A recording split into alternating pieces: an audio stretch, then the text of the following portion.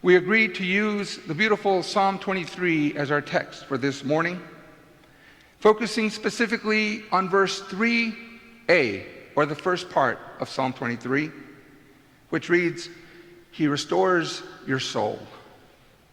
How many of us this morning are in need of having our soul restored? David is identified as the author of this psalm. And we're hardly surprised, because David himself was a shepherd. It may appear at first glance that David would have written this psalm as a boy while he was tending his flock, as I'm sure many of his psalms were penned out there as he was tending his flock and put on paper or papyrus or whatever, and then cataloged and later sung as the songs of praise. No doubt David wrote many psalms as he spent lonely hours out in the fields tending the flock by day and by night.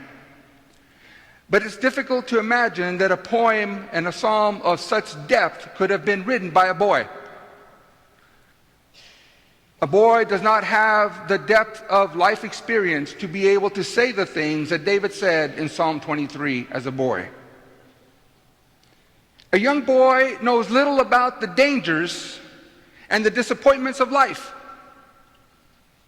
Just doesn't have that experience, although a young boy can experience danger and can experience disappointment. But the older we get, the more seasoned we get, the more we are aware of the dangers and the disappointments that we can face in life. Expected and unexpected. They're all around us. David here talks about being in the house of the Lord. The house of the Lord, or the temple, was a desire that was born in David's heart later on in life when he was a king, but it was not even in his mind as a boy. So when David says, "I shall dwell in the house of the Lord forever," he's probably making reference to the temple. And of course, the boy did not experience at that time the opposition which is referred to in verse 4 and 5. He prepares a table before me in the presence of my enemies. He anoints my head with oil. A young boy probably did not have those types of experience. So I believe that David, at the end of his life, scanning his relationship with God, was able to look back and say, "Surely the Lord is my shepherd. I shall not want." And he traces his long history over his career and over his life. And he condenses and distills the essence of life into this very terse but profound and deep psalm that still speaks to us today at many times and in many occasions. Some of us first heard this psalm when we were maybe in Sunday school or at vacation Bible school, or maybe our parents prayed it at the dinner table or during family devotions at our home. Many of us know it by heart. Many of us recite it as part of our own spiritual devotion. We know it by heart and we know it by memory. I invite you to read with me this beautiful and well-known psalm as an affirmation of our confidence in our God, in our good shepherd of our lives and of our souls. Is it up on the screen? Let us read it together. "The Lord is my shepherd, I shall not want. He makes me lie down in green pastures. He leads me beside the still waters. He restores my soul. He leads me in right paths for his name's sake. Even though I walk through the darkest valley, I fear no evil. For you are with me. Your rod and your staff, they comfort me. You prepare a table before me in the presence of my enemies. You anoint my head with oil. My cup overflows. Surely goodness and mercy shall follow me all the days of my life, and I shall dwell in the house of the Lord my whole life long." To be truthful, I feel like a guide at an art museum pointing to a classic painting that has been a beloved and cherished work of art for centuries, and saying, "I want you to focus on this little piece of the painting, and let's talk about that for a little bit." And this morning, I want to focus on the restoration of our souls within that incredible and beautiful Psalm 23. Perhaps Bernard Anderson has best expressed the value of the 23rd Psalm when he writes, "No single psalm has expressed more powerfully humanity's prayer of confidence out of the depths to God, whose purpose alone gives meaning to the span of life from the womb to the tomb." I believe that one of the reasons this psalm resonates with us is because we all have a spiritual hunger that nothing or no one but God can satisfy. What makes the 23rd Psalm so unique is its power. In these 6 little verses, there's a new freshness and a newness that comes through every time we read them. Depending on what station of life we are at, it speaks to us differently. It's almost as if they are imbued with a mystical spiritual power, with Christ himself. And like a time-release capsule of spiritual medicine, each time we read that, it releases power and peace and hope and strength into our lives. And it does it over and over and over and over and over again. And as it is released into our souls and spirits, we are refreshed, we are renewed, and we are restored. Friends, the more we live in life, the more we understand that life is fraught with all kinds of stuff. We all have the shared experience of being through dark valleys and walking away from those dark valleys emotionally, spiritually, mentally, and even relationally depleted and exhausted. If we're not spiritually grounded, we can become cynical and detached and angry. Our passions wane. We lose a passion for life and for living. We get frustrated because we go through the motions and we work harder, but we get fewer and fewer results. And we wonder, what's the meaning of all this?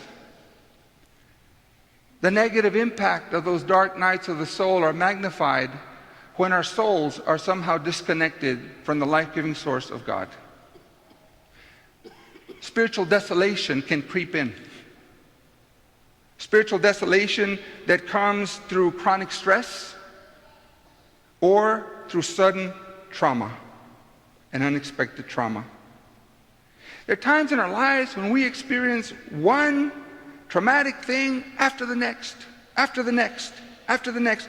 We begin to question our faith and our relationship with God. And we even begin to question God's relationship with us. God, where are you in all this? Each blow can either drive us deeper into a relationship and a dependence on God, or further and further out into a wilderness of spiritual desolation.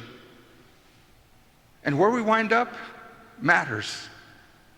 Where we wind up matters. Because if we move into that wilderness of spiritual desolation, we can move into a long season of discouragement. At times of spiritual desolation, we have this sense that we know God is with us, we just can't feel God. And we certainly don't know what God is up to. God, why this? Why now? Why me?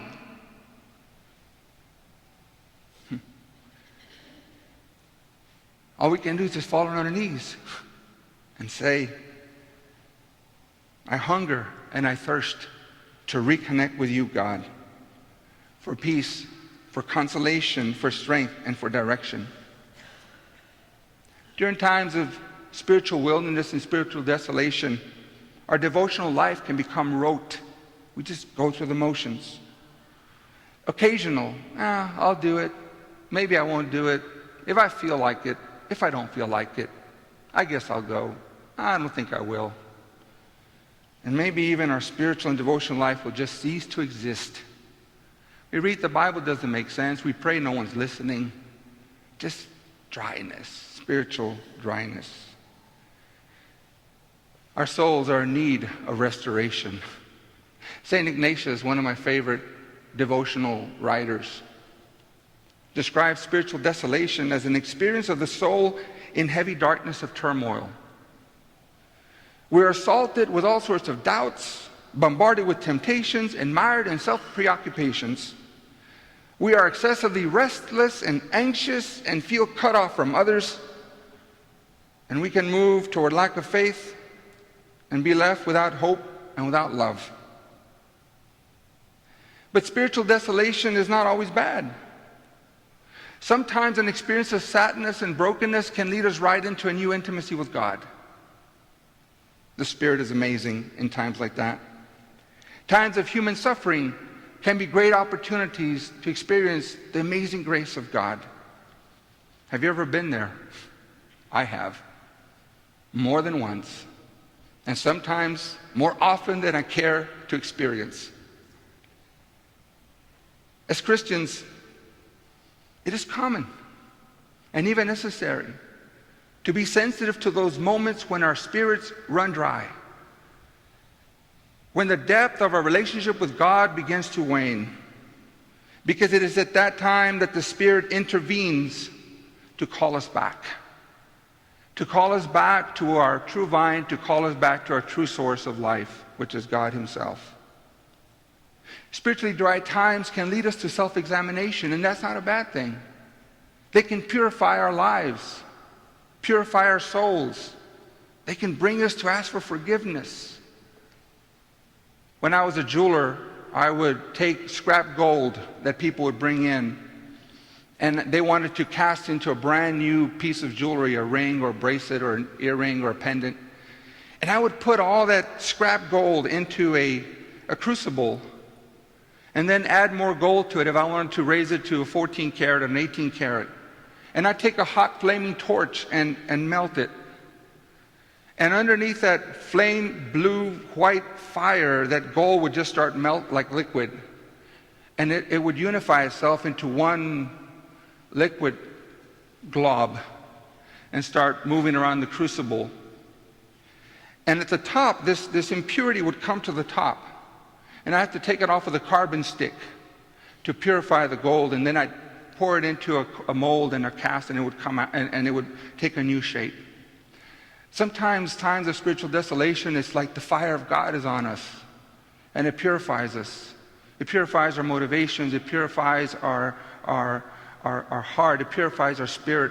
It can even purify us from our sin, and it can move us to ask God for forgiveness of something that we didn't even know was within us, but needed to be confessed. And it's at that time that we feel new life being breathed into us. We feel the weight being lifted, and we feel like there's a new opportunity again, and I have been put back right with God. Times of spiritual desolation can humble us. We need to learn some things that we cannot learn in moments of spiritual desolation. Because when times are good, we depend upon ourselves. But when times are tough, we have to look to God. Because we realize that we do not have the capacity to save ourselves for this one. And so they humble us of our arrogance, of our self-sufficiency, of our need to not consult with God or with anybody else. Those moments can break us. I always tell people, you haven't begun to live until God has allowed you to be broken. And then you can really start to live, because then it is that God puts us back together and heals us and makes of us a new thing and a new creation. And just when you think, I've got it all together, there's a time for more purification and more desolation and more time to search out for God as we continue to purify and to perfect our spirit in accordance with God's will and God's purposes for our lives. Spiritually dry times can prepare us to be used by God in the world in ways that we could never imagine. I hate spiritual desolate times, but I love spiritual desolate times, because I do not come out of that valley the same that I did when I first entered. And it is because we've been through those valleys and we know the difficulty that we can then turn back and shepherd other people through those same valleys, because we know what it's like. And we know that God has been our shepherd, and He's led us through those moments, and He's seen us through to the other side. And so then we become guides for others. It's not that we're that good, just that we've experienced life. And we can help shepherd others through that valley as well. In the 1990s, mid-1990s, my family and I went through a very, very difficult time. One of many. And I heard this song by Ray Boltz called "The Anchor Holds." I don't know if you've heard it or not. And it just kind of touched my heart because I felt this song is coming out of a deep place of pain and a deep place of searching for God. And as I heard the story, it was written by Lawrence Tuning. And it came out of a place of brokenness and of heartache in his life. He said that in 1992, when everything that could go wrong did, he refers to it as a year of sorrows. He said, "My father died. My wife was facing serious health problems. I was in the middle of burnout. Our church was divided. And then in summer of 92, his wife had their third miscarriage. And as he held a 13-week boy in his hands, he said, 'God, I love you. I have loved you since I was a child, but I do not understand what good can come out of this pain and suffering.' He became distraught and depressed. He went through a tough emotional and spiritual time over the next 6 months. And during that time, he began to play the piano. And he said, 'I began to play a song I had never heard before.' And the reason he hadn't heard it was because it was a new song that God had put in his heart. And he wrote it, and God gave it to him. And one day he met with Ray Boltz, and he said, 'Ray, I've written this song, and I'd appreciate it if you could play it. But it's really long, and you need to, arrange it so that it can be fit for public distribution.' And so Ray Boltz did. And in 1994, the song came out, and it became a famous song, "The Anchor Holds." This is what the lyrics say. "I've journeyed through the long dark night, out on the open sea. By faith alone, sight unknown, and yet his eyes were watching me. I've had visions, I've had dreams, I've even held them in my hand.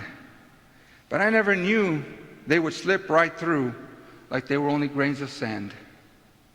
I've been young, and I'm older now, and there has been beauty these eyes have seen, but it was through the night, through the storms of my life, that's where God proved his love for me." And then the refrain is, "The anchor holds. Though the ship's been battered, the anchor holds. Though the sails are torn, I've fallen on my knees as I face the raging seas. The anchor holds in spite of the storm." Friends, the Lord is our good shepherd. He makes us lie down by green pastures and still waters, and he restores our souls. Today is one of those days when God's provision and nourishment for our life's journey is laid before us in a very concrete way. Today we come face to face with the Lord, our good shepherd, in the sacrament of Holy Communion. God has provided a table for us with the finest spread. It is a feast of God's nourishment for provision, for guidance, for restoration, for protection, for presence, for God's comfort, for God's assurance, for God's goodness, and a reminder of God's mercy that follows us all the days of our lives. It is a feast of God's love to nourish our souls for our life journey. We all need the shepherd's nourishment this morning. We all come looking for God's refining fire to restore our soul with love so that we can feel more alive and more connected with others. As we feast of the Lord's banquet and we receive his life into ours to the receiving of the bread and the cup, we will then reflect God's overflowing love in word and deed that becomes spiritual nourishment for the hungry and the thirsty world in the sake of Christ's name. As our souls are restored, we can then become the restorer of souls for others. The song, God of Ages, God of Heaven is beautiful, and I read the lyrics, and one verse that I liked is, God breaks the darkness. He is our healer, our peace, and our hope. Christ, the Good Shepherd, desires and leads us, because we do not know sometimes when to rest. We do not know when to lie down. And we do not know sometimes that our souls are in need of God's restoration. So we need to be led. Because there's something about us that it does not come naturally. As high-achieving, overperforming, type A personality Christians. The Lord invites us to rest in His presence, and God has given us all the means of grace that we need for our restoration.